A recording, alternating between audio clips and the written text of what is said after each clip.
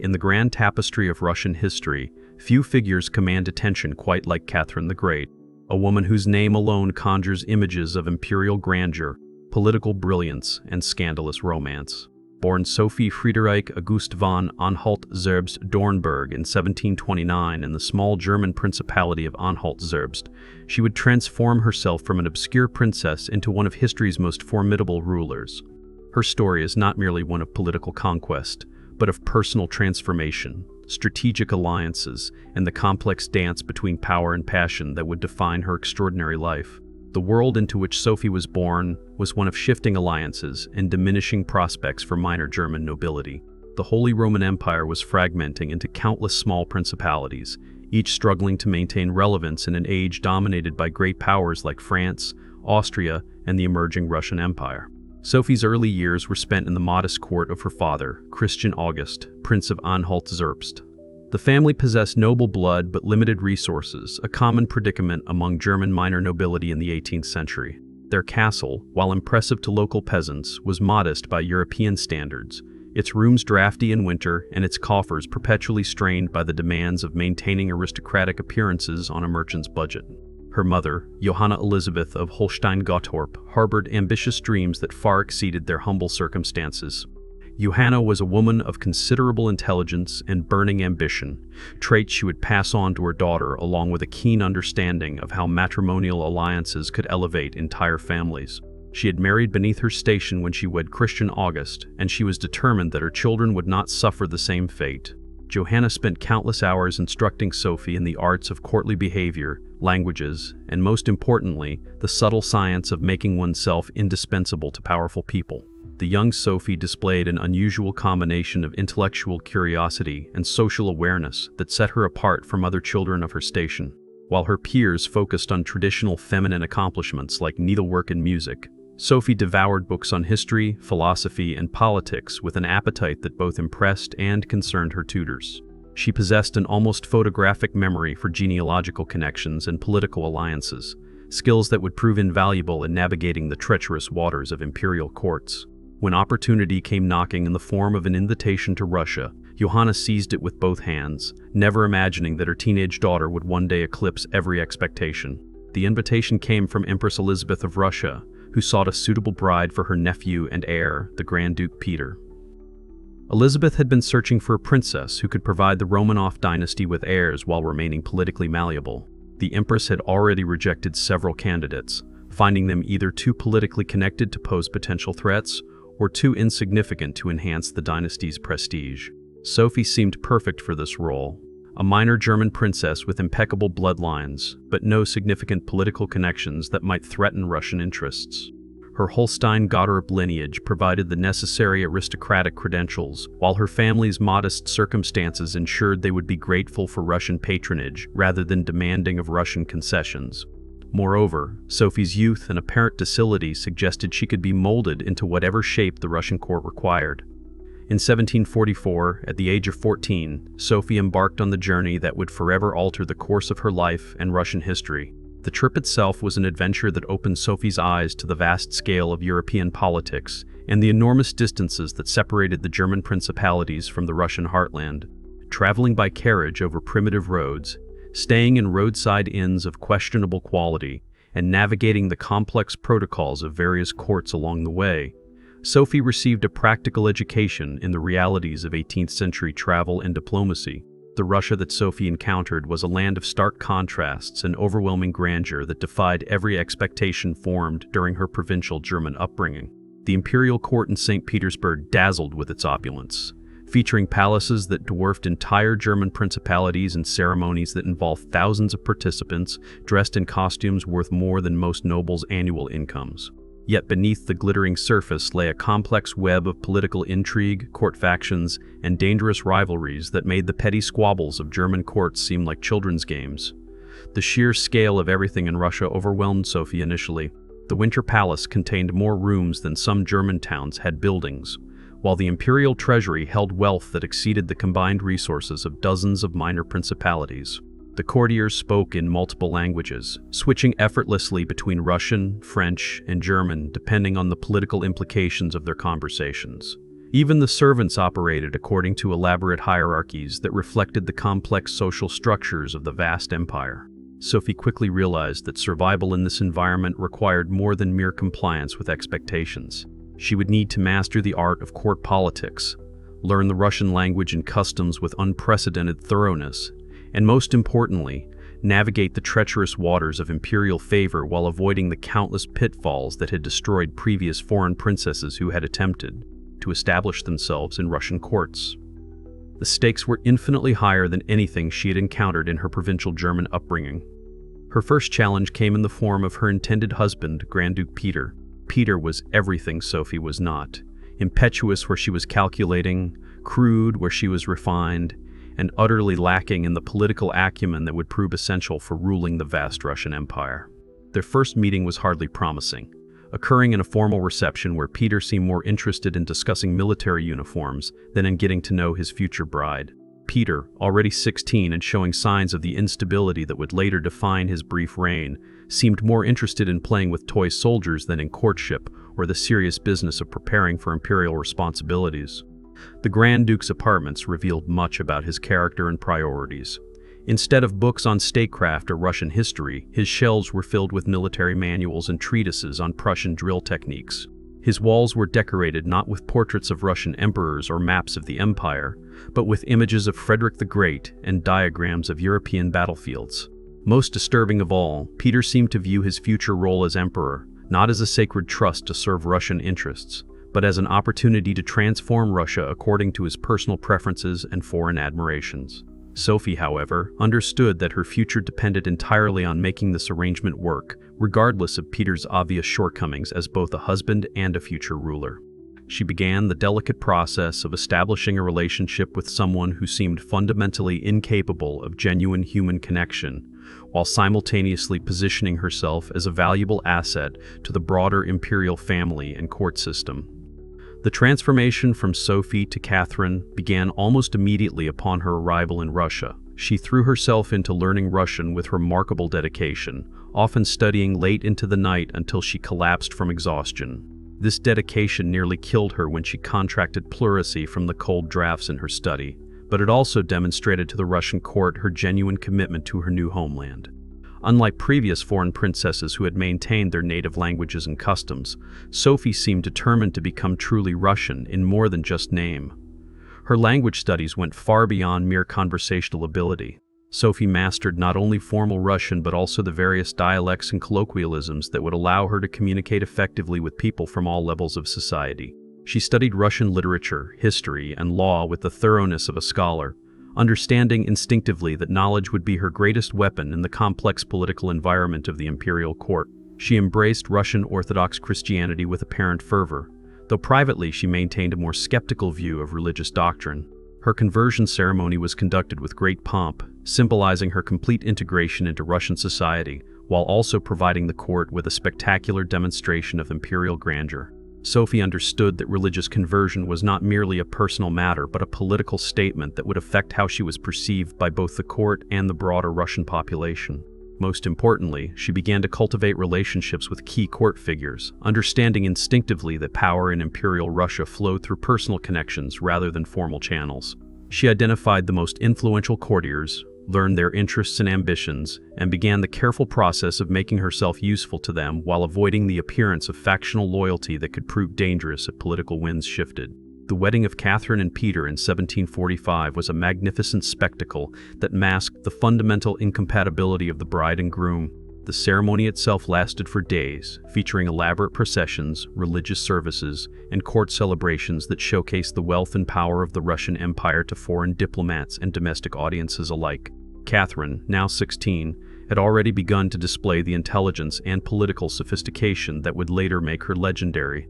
She navigated the complex protocols of the wedding celebrations with grace and apparent joy, while privately noting the various political alliances and rivalries that the festivities revealed. Peter, meanwhile, remained obsessed with military drills, toy soldiers, and an almost childish worship of Frederick the Great that seemed inappropriate for someone about to assume such enormous responsibilities. During the wedding celebrations themselves, Peter was frequently distracted, more interested in discussing Prussian military tactics with foreign ambassadors than in paying attention to his bride or the ceremonial significance of the occasion. Their wedding night, according to Catherine's own memoirs written decades later, was a disaster that set the tone for their entire marriage and revealed the depth of Peter's emotional and psychological problems. For the first several years of their marriage, Catherine found herself in an impossible position that tested every skill she had developed during her transformation from German princess to Russian Grand Duchess. She was expected to produce an heir to secure the dynasty, yet her husband showed little interest in fulfilling his marital duties, preferring to spend his time in elaborate military fantasies that seemed to substitute for genuine human relationships. Peter preferred to spend his time drilling a small army of servants in his apartments, complete with miniature uniforms and weapons, creating a bizarre parallel court that reflected his inability to engage with the real responsibilities of his position. When Peter did visit Catherine's chambers, it was often to share his latest military fantasies or to complain about Russian customs and politics with a vehemence that bordered on treason. He would spend hours describing his plans for reforming the Russian military according to Prussian models, seemingly oblivious to the fact that such reforms would require him to first understand and respect the existing Russian military traditions that had made the empire a major European power. Catherine, meanwhile, was watched constantly by Empress Elizabeth's spies, who reported on every aspect of her daily life with a thoroughness that made privacy impossible and genuine relationships extremely dangerous. Every conversation, every letter, every social interaction was scrutinized for signs of disloyalty, foreign influence, or political ambition that might threaten the stability of the regime. This constant surveillance created an atmosphere of paranoia that made Catherine's already difficult situation nearly unbearable. The pressure to produce an heir became overwhelming as the years passed without any sign of pregnancy, creating a crisis that threatened to destroy Catherine's position at court and possibly her life. Catherine understood that her position at court, indeed her very survival, depended on providing the dynasty with a male heir who could continue the Romanov line. Empress Elizabeth grew increasingly impatient, and whispers began to circulate about the Grand Duchess's apparent barrenness, with some courtiers suggesting that a more fertile replacement might be necessary to secure the dynasty's future. The political implications of childlessness in the Russian imperial system were stark and terrifying. Catherine knew that in the brutal calculus of imperial politics, a childless wife could easily be discarded in favor of a more fertile replacement, and that such a replacement would likely result in Catherine's exile to a convent at best, or her mysterious death at worst. The precedents were clear from Russian history. Foreign princesses who failed to produce heirs rarely enjoyed long or comfortable retirements. It was during this desperate period that Catherine encountered Sergei Saltykov, a handsome young courtier who would become her first lover and, quite possibly, the father of her first child. Saltykov was everything Peter was not: charming, sophisticated, and genuinely interested in Catherine as both a woman and a political ally. He possessed the social graces that Peter lacked, along with a sophisticated understanding of court politics that made him a valuable advisor as well as a romantic partner. Their relationship began as a friendship based on shared intellectual interests and mutual attraction, but it quickly evolved into something far more dangerous and politically significant. Saltykov represented Catherine's first real experience with the complex interplay between personal desire and political necessity that would characterize her entire reign. He was genuinely attracted to her intelligence and personality, but he was also ambitious enough to understand the potential benefits of an intimate relationship with the future empress. Catherine, for her part, found in Saltykov not only romantic fulfillment, but also a partner who could help her navigate the increasingly treacherous waters of court politics. Their affair began sometime around 1752, conducted with the utmost discretion but with the tacit knowledge of certain court figures who understood the dynastic implications and were willing to overlook the technical adultery in favor of the greater good of producing an imperial heir. The relationship required extraordinary care and sophisticated planning, involving trusted servants, coded messages, and carefully orchestrated meetings that would not arouse the suspicions of Empress Elizabeth's extensive spy network. Catherine's relationship with Saltykov was her first taste of both romantic passion and political calculation, a combination that would define her approach to personal relationships throughout her reign. She genuinely cared for him, experiencing for the first time the emotional intensity and physical fulfillment that had been entirely absent from her marriage to Peter. But she also understood that their liaison served a greater purpose, potentially solving the succession crisis that threatened her position, while also providing her with a valuable political ally who could help her build the network of relationships she would need to survive and eventually thrive in the Russian court system. When she finally became pregnant in 1753, the court rejoiced with a relief that was almost palpable, though questions about the child's paternity would persist for centuries among historians and political observers. The future Emperor Paul I was born in September 1754, and while officially recognized as Peter's son, many historians believe Saltykov was the actual father based on the timing of the pregnancy and the known difficulties in Catherine and Peter's marriage. The birth of Paul marked a crucial turning point in Catherine's position at court, transforming her from a potentially expendable foreign princess into an essential component of the imperial succession. She had fulfilled her primary dynastic duty, securing her place in the imperial family while also gaining valuable experience in the delicate art of managing secret relationships that served both personal and political purposes. The successful navigation of her relationship with Saltykov demonstrated Catherine's growing sophistication in the complex art of imperial survival. However, her triumph was short-lived, as the realities of imperial family dynamics quickly reasserted themselves in ways that were both personally devastating and politically instructive. Empress Elizabeth, perhaps suspecting the truth about Paul's parentage or simply following established imperial traditions, immediately took control of the infant, essentially removing Catherine from any meaningful role in her son's upbringing. This separation was devastating for Catherine personally, as she had looked forward to motherhood as a source of emotional fulfillment and personal identity beyond her political roles. The forced separation from her son taught Catherine harsh lessons about the nature of power and the sacrifices required to maintain her position in the imperial hierarchy.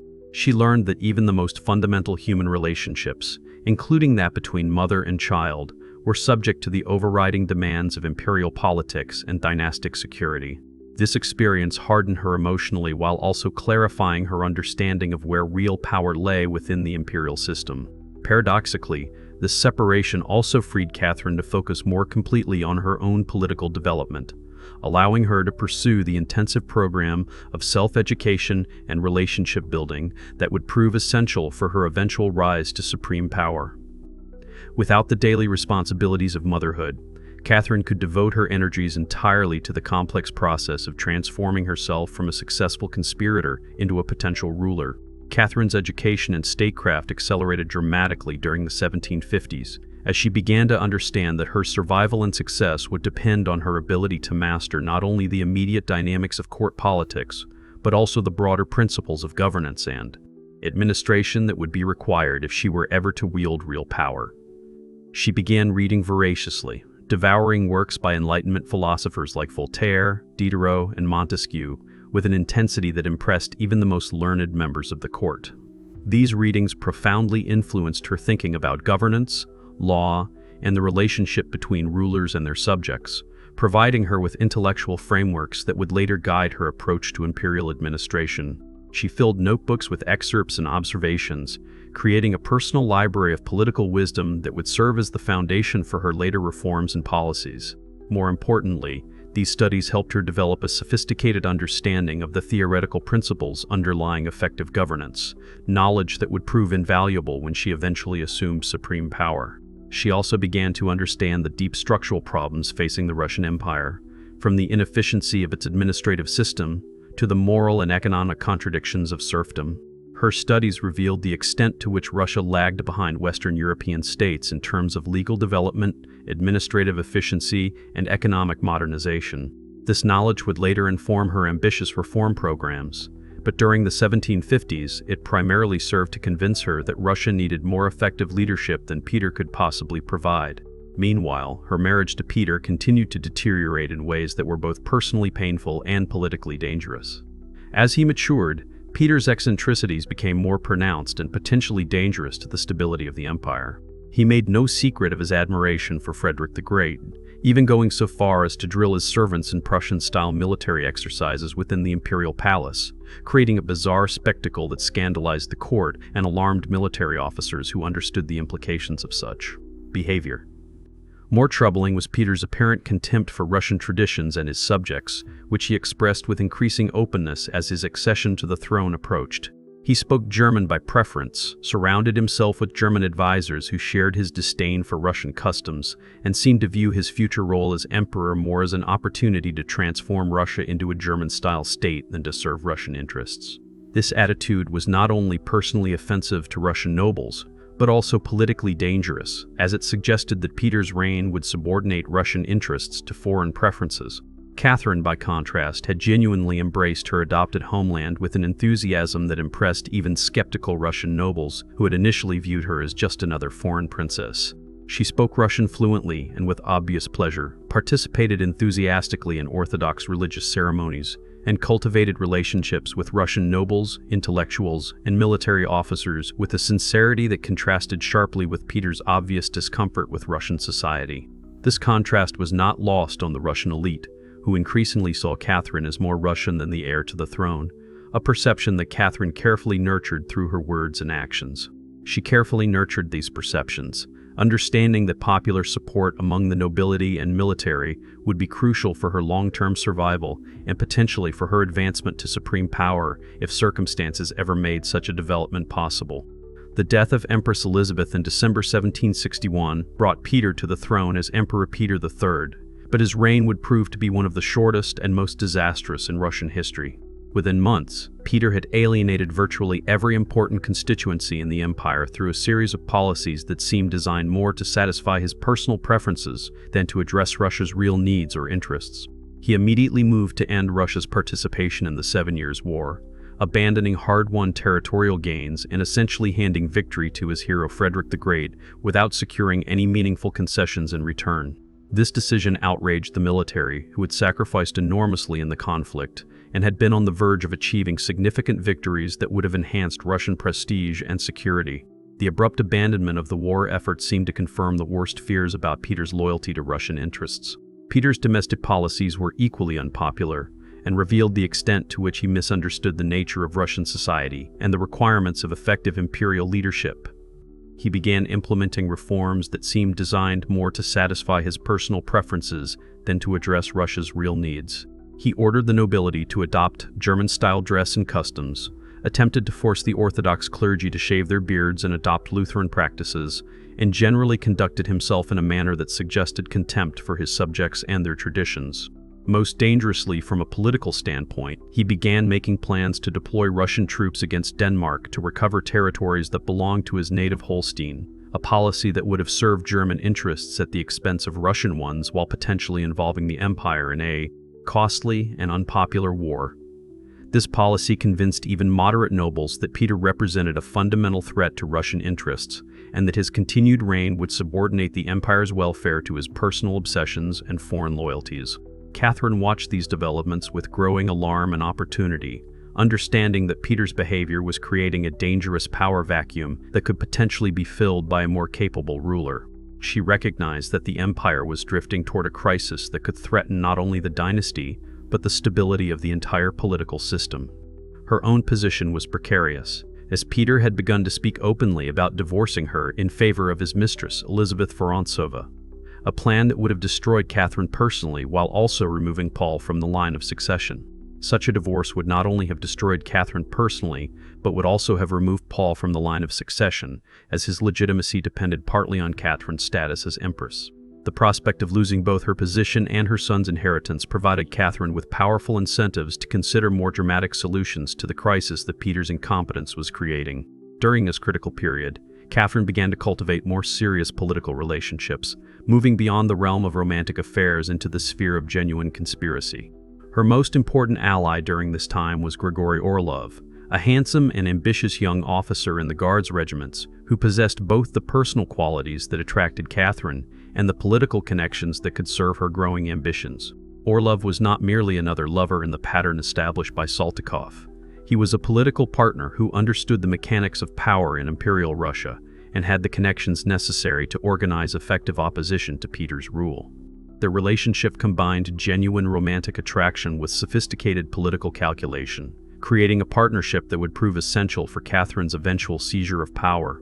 The Orlov brothers, Grigory and Alexei, were well connected within the military establishment, particularly among the elite Guards regiments that traditionally played a crucial role in determining imperial succession.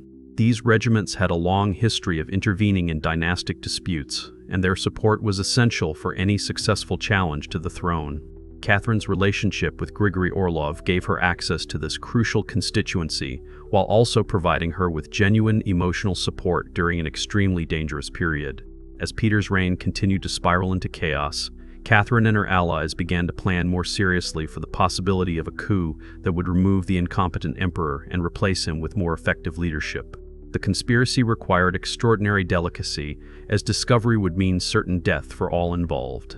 Catherine had to maintain the appearance of loyal submission to her husband while secretly organizing opposition to his rule, a performance that tested all of her skills in deception and political maneuvering. She also had to manage her various personal relationships, including her ongoing affair with Orlov, in a way that served her political objectives without creating unnecessary risks or complications. The challenge was enormous, requiring her to coordinate the activities of dozens of conspirators while maintaining absolute secrecy and avoiding the extensive spy networks that monitored court activities. The final catalyst for action came in June 1762, when Peter announced his intention to deploy Russian troops against Denmark and simultaneously began making concrete plans to divorce Catherine. These decisions convinced even moderate nobles that Peter represented an existential threat to Russian interests and stability, providing Catherine's supporters with the justification they needed to move against the emperor. Catherine's supporters, led by the Orlov brothers, began making final preparations for a coup that would remove Peter from power and place Catherine on the throne as the savior of Russian interests. The planning required extraordinary attention to detail, as the conspirators needed to secure control of key military units, neutralize potential opposition, and present Catherine's seizure of power as a patriotic necessity rather than a treasonous rebellion. The coup itself was a masterpiece of political theater and military precision that demonstrated Catherine's growing mastery of the complex art of imperial politics. On June 28, 1762, while Peter was away at his palace in Oranienbaum, Catherine traveled to St. Petersburg and presented herself to the Guards regiments as the rightful ruler of Russia and the defender of Russian interests against foreign domination. The soldiers, already alienated by Peter's policies and inspired by Catherine's obvious commitment to Russian interests, rallied to her cause with enthusiasm that surprised even her supporters. Within hours, she had secured control of the capital and been proclaimed empress by the military and nobility, who saw in her the strong leadership that Russia desperately needed. Peter's response to the coup was characteristically inept, revealing the extent to which he had failed to understand the political dynamics of the empire he was supposed to rule. Rather than attempting to rally his supporters or negotiate a compromise that might have preserved some portion of his authority, he essentially collapsed under pressure, agreeing to abdicate in favor of Catherine and their son Paul without mounting any meaningful resistance. However, the political logic of the situation made Peter's continued existence dangerous for Catherine's regime, as even his supporters understood. A deposed emperor could always serve as a focal point for counter-revolution, and Peter's German connections made him a potential tool for foreign interference in Russian affairs. The precedents for Russian history were clear about the fate of deposed rulers who remained alive to threaten their successors. The death of Peter III in custody just days after his abdication remains one of the most controversial aspects of Catherine's rise to power, raising questions that historians continue to debate centuries later. While she consistently denied ordering his assassination, the circumstances strongly suggest that her supporters, particularly Alexei Orlov, arranged Peter's death to eliminate any possibility of his restoration and to secure Catherine's position permanently. Catherine's own feelings about this event seem to have been complex, combining genuine regret with political relief and an understanding that Peter's death had been necessary for the stability of her regime and the welfare of the Russian Empire. She had not sought Peter's death, but she could not deny that his elimination removed a dangerous threat to her authority and to Russian interests more generally. With Peter's death, Catherine faced the enormous challenge of legitimizing her rule and transforming herself from a successful conspirator into an effective monarch. She was not the rightful heir by traditional standards. That would have been her son Paul, but she possessed something potentially more valuable: the genuine support of the Russian elite and a clear vision for the empire's future. Her coronation in September 1762 was designed to emphasize both her legitimacy and her commitment to Russian greatness, featuring elaborate ceremonies that celebrated Russian traditions while also showcasing Catherine's personal magnificence and her dedication to the empire's welfare. The ceremonies were carefully orchestrated to present Catherine not as a usurper but as the rightful defender of Russian interests against foreign domination. Catherine's early years as empress were marked by a careful balance between consolidation of power and ambitious reform programs that demonstrated her competence while building support among key constituencies. She understood that her position remained somewhat precarious, as she was both a woman and a foreigner ruling an empire with strong traditions of male succession and native leadership. To overcome these disadvantages, she needed to demonstrate exceptional competence while also cultivating the support of key constituencies, particularly the nobility, the military, and the Orthodox Church. Her approach combined genuine reform efforts with sophisticated political maneuvering, creating a foundation for what would become one of the most successful reigns in Russian history. The transformation from Sophie to Catherine the Great was now complete, but the greatest achievements of her reign still lay ahead. The German princess had become a Russian empress through intelligence, determination, and the strategic use of romantic relationships that served both personal and political purposes.